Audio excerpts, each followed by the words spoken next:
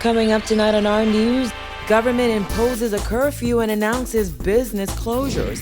How to tell the difference between the coronavirus and the flu. Plus, one ice cream shop implements social distancing.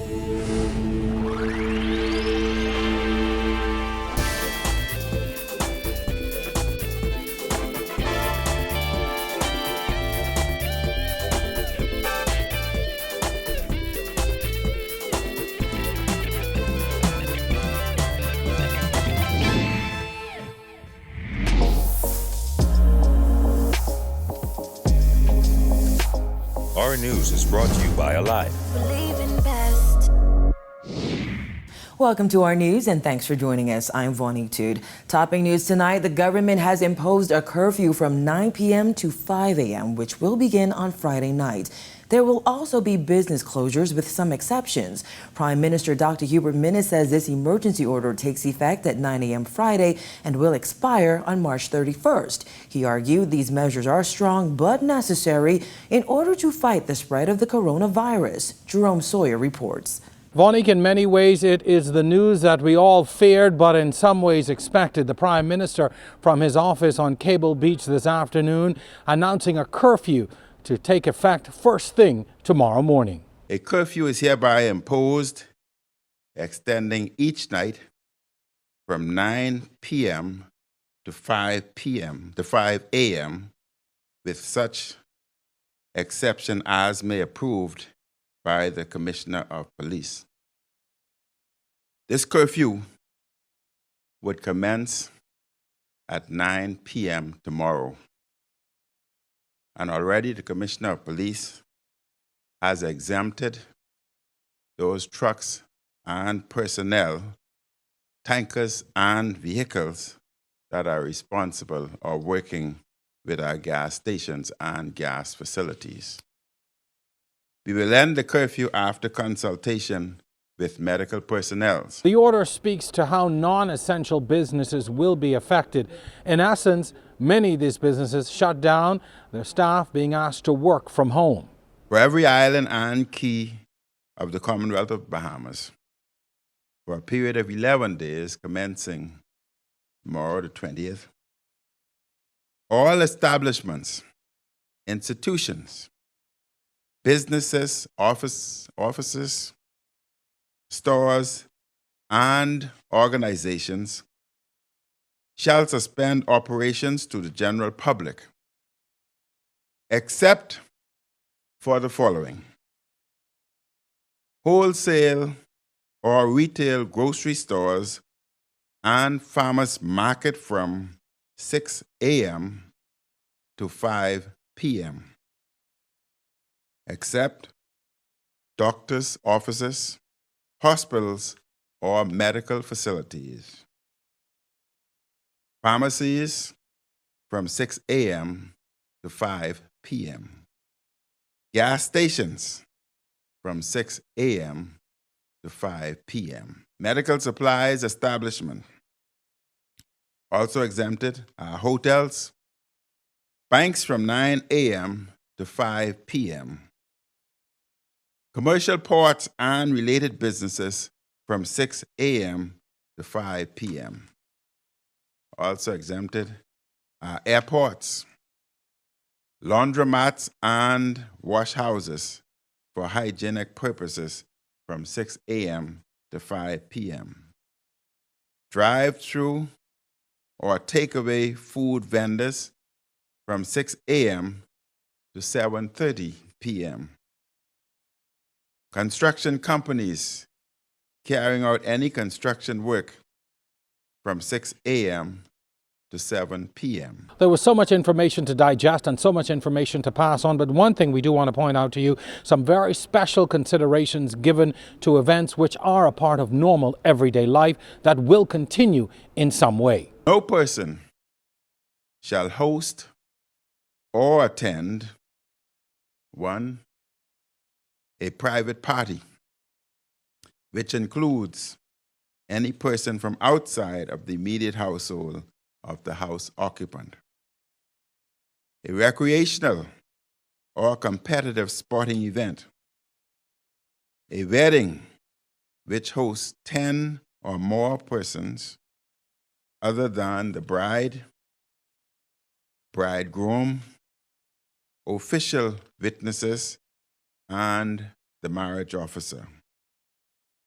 A banquet, ball, or reception, any social event, a funeral, except 10 members of the immediate family and at least one officiant and essential mortuary staff, or a meeting of a fraternity society, private or social club, or civic association or organization.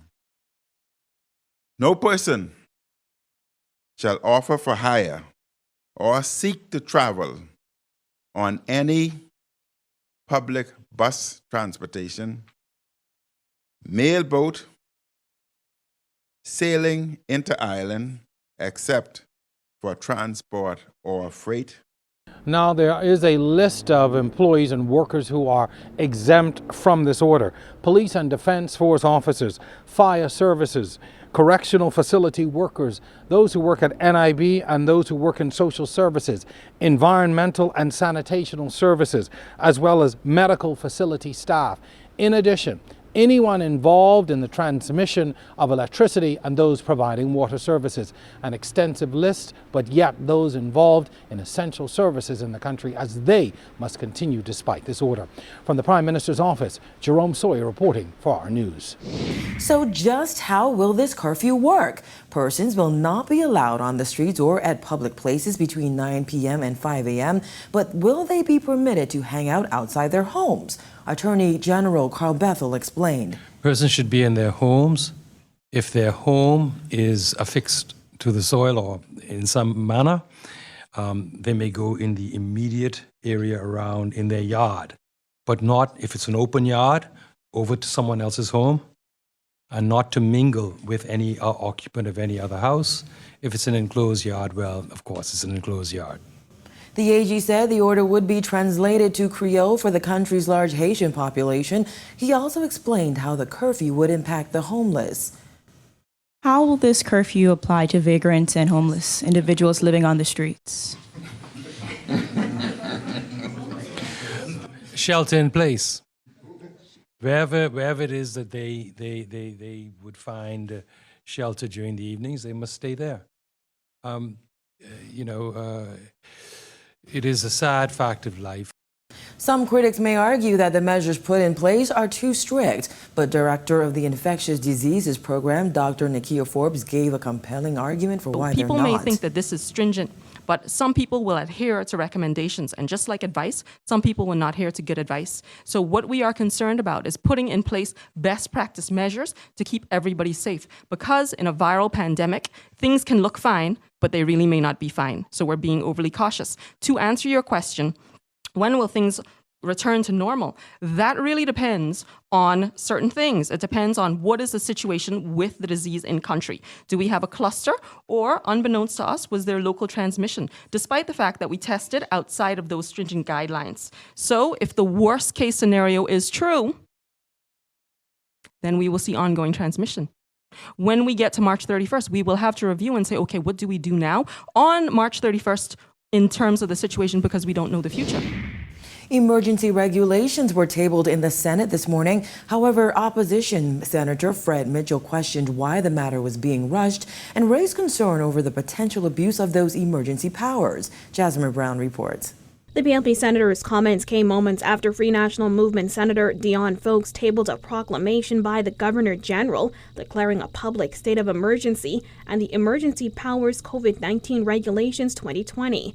Folks told senators he and fellow F&M Senator and Cabinet Minister Kwesi Thompson were in a time crunch as they had to return to Cabinet, prompting Mitchell to ask, what's the rush? I thought that even given the time constraints with the Cabinet meeting and everything, that there would be an explanation to this House as to what is being done, what is being laid, what has been laid, and including both the proclamation and the regulations.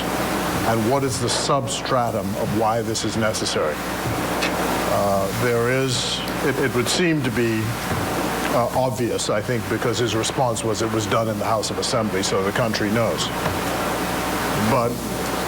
But this is another house. The regulations tabled grant wide-ranging powers to the Prime Minister that will allow for, among other things, the detention of people infected with COVID-19 or those who travel to infected places, the possible prohibition of assembly of 2 or more people in any specific area, the requisition of any building, ship, or aircraft, a curfew, social distancing and isolation orders, restricted access to specified areas, and the prohibition of publishing or reposting false stories. Mitchell took issue with the clause addressing fake news, which would allow a ban on the publication and sharing of information that is untrue or that may incite public fear, panic, or ethnic hatred. We are already hearing some feedback on the question of the powers under the regulations with regard to social media comments and whether there's going to be abuse of power by the government. You have to be very, very concerned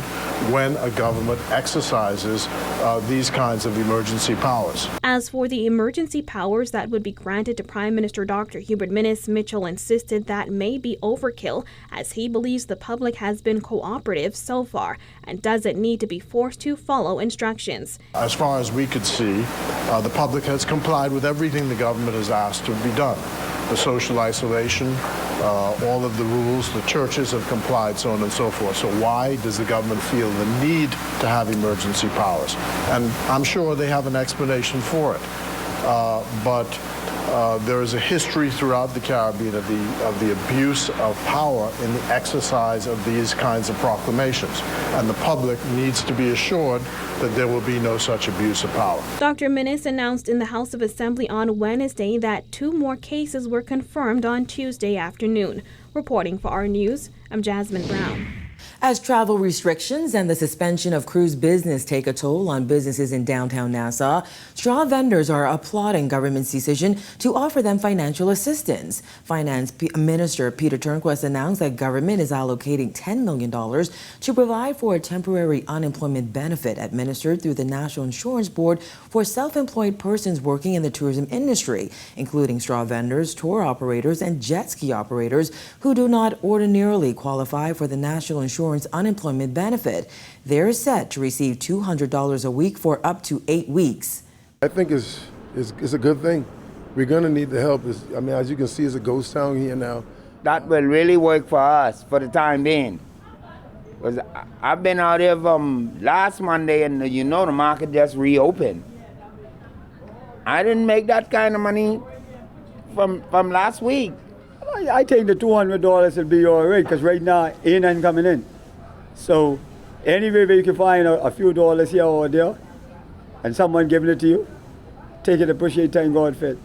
The downtown straw market, which is usually packed with hundreds of vendors, is now a virtual ghost town with only 10 vendors and few tourists. Chris Ferguson says it's been extremely hard to make a sale. Despite the drop in business, he says it seems the Straw Market Authority still expects vendors to pay rent. He pleaded with government to lower rent for vendors during this difficult time.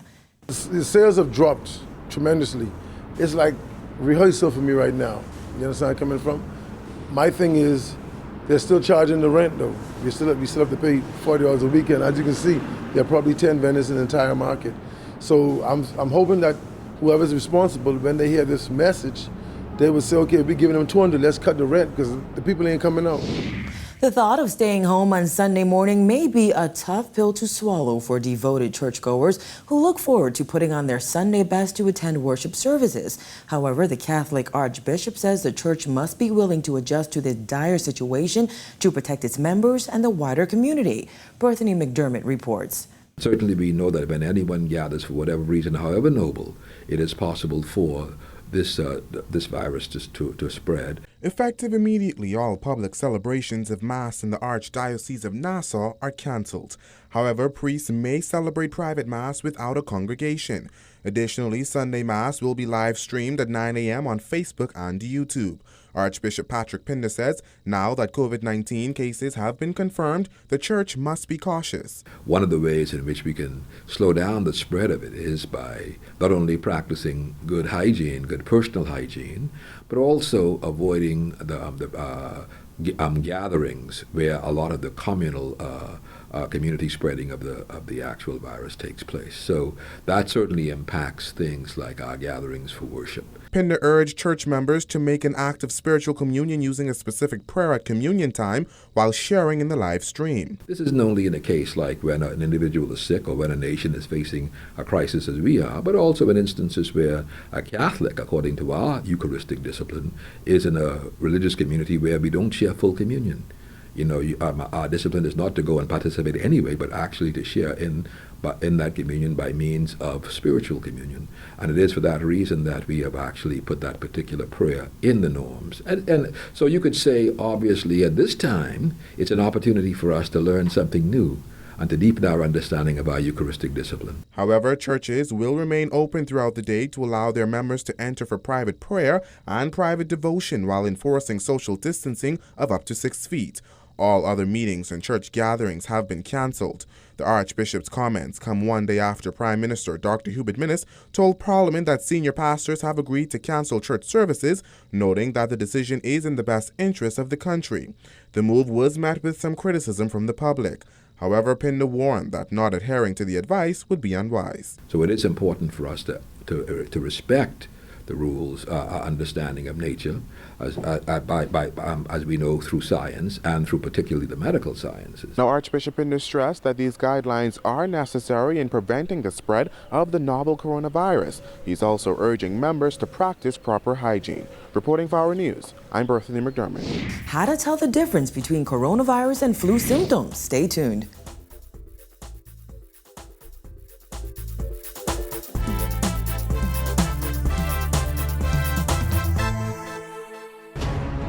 So the project really pays itself back. Correct. They set up at the conference, more the school.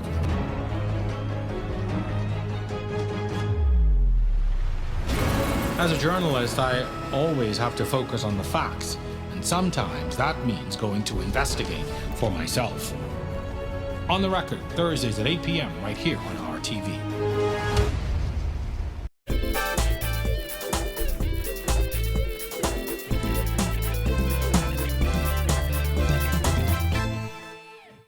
You're watching Our News. Welcome back. As this situation really begins to hit home for Bahamians, many of them are asking, what is the difference between coronavirus and flu symptoms, and what makes COVID-19 worse? Well, Jasmine Brown answers those questions in this report. Is COVID-19 worse than the flu? It's a question many healthcare professionals say they have been asked in the wake of the global COVID-19 pandemic. Medical professionals like Doctors Hospital Infectious Disease Clinical Director Dr. Charlian Bonamy say there is no doubt that the viruses have some similarities. So clinically, they actually overlap. So cough, fever, joint pains, body aches, they pretty much clinically look similar. Dr. Bonamy says the similarities end there. With coronavirus, we know that it causes more complications. So people get a really bad pneumonia and they have to come into hospital. And the outcomes in certain populations like the elderly and people with heart disease and lung disease can be much higher than the flu. The outbreak of COVID-19 has had far-reaching economic and social effects in countries across the globe. Here in the Bahamas, economists predict the losses from this pandemic could hit the $1 billion mark. Politicians and medical professionals have called on Bahamians to practice social distancing to flatten the curve of the spread. Should be 6 feet away from you. Okay. If I'm sick, I need to be home. Okay. I need to stay away from family members. I need to make sure I wash my hands. If I have a cough, I cough into my arm, and that sort of stuff. All right. Avoid large gatherings and crowded areas. If you are one of those at-risk people, stay at home. Okay. Don't even risk it. 3 people have tested positive for COVID-19 so far, but Health Minister Dr. Dwayne Sands said he expects more cases in the coming days. Reporting for Our News, I'm Jasmine Brown. Still to come, we've got the scoop on one ice cream shop's sweet response to COVID-19. Stay tuned.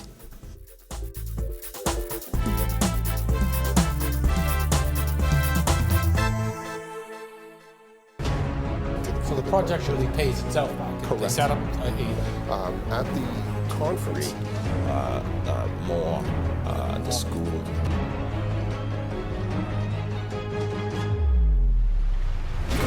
As a journalist, I always have to focus on the facts, and sometimes that means going to investigate for myself. On the Record, Thursdays at 8 p.m. right here on RTV.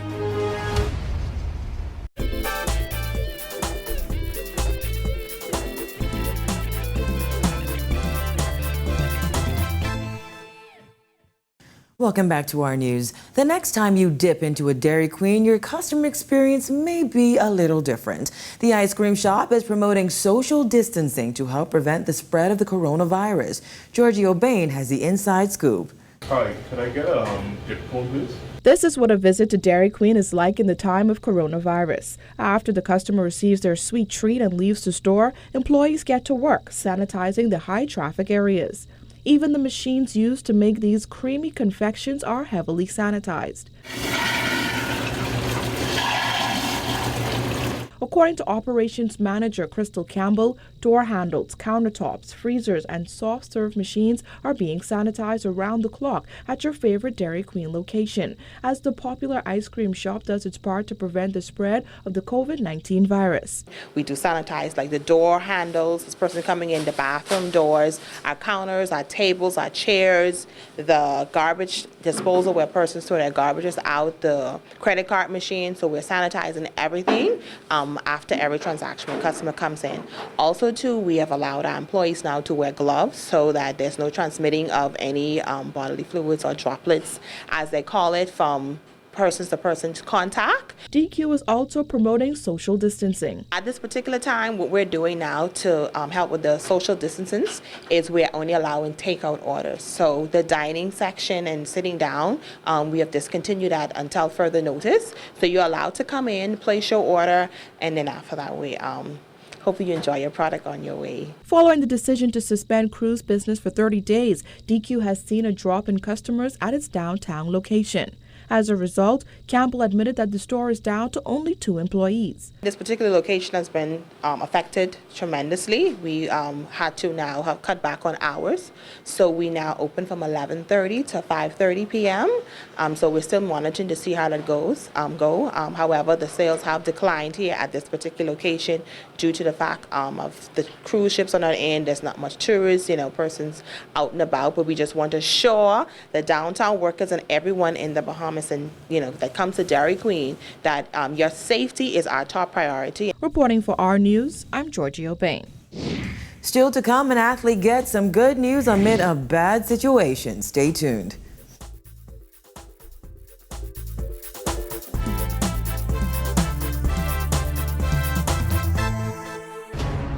So the project really pays itself back. Correct. They set up At the conference, more the school.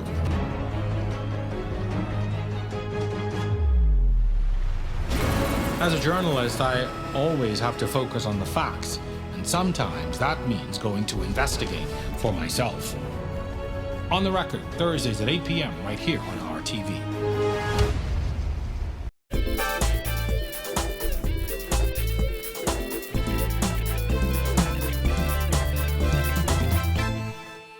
And finally, tonight in news, a student athlete getting the opportunity to further his education. It's good news for his family amid the chaos caused by COVID-19. Marcellus Hall reports. In his final season at BC Christian Prep, Joshua Dames is seeing his hard work and dedication pay off. Dames, a former standout at Tabernacle Baptist, has flourished this year, averaging 18 points, 3 rebounds, and 3 steals per game. That success has led to his first Division I scholarship offer. The offer coming in from South Carolina State University. Dames talked a bit about the journey. It's been a tremendous year for me. Me coming to BC Christian Prep Academy has been just a great experience for me and my family. Me being able to take my basketball game to just a totally different level. Being able to know how to use my emotion and knowing how to be able to be a composed basketball player and be able to compete at the highest level has been a great experience for me. Dames taking time to thank all those responsible for helping him along the way. Keep God first in everything that you do. No matter what you do, just do it to the best of your abilities. And if something is meant for you, then the right person will see you at the right time. That's what my mom always teaches me. So I just want to give thanks to all my coaches, everyone, from my coaches at Tabernacle, from my coaches at Telios Christian Academy. It's just been so many individuals who have had a big input on my life. So I just want to say thanks to everyone, honestly. And the journey continues. Dame says he'll continue to weigh his options as more offers come in, but in the meantime, we'll continue to work hard and stay grounded. Reporting for our news, I'm Marcellus Hart.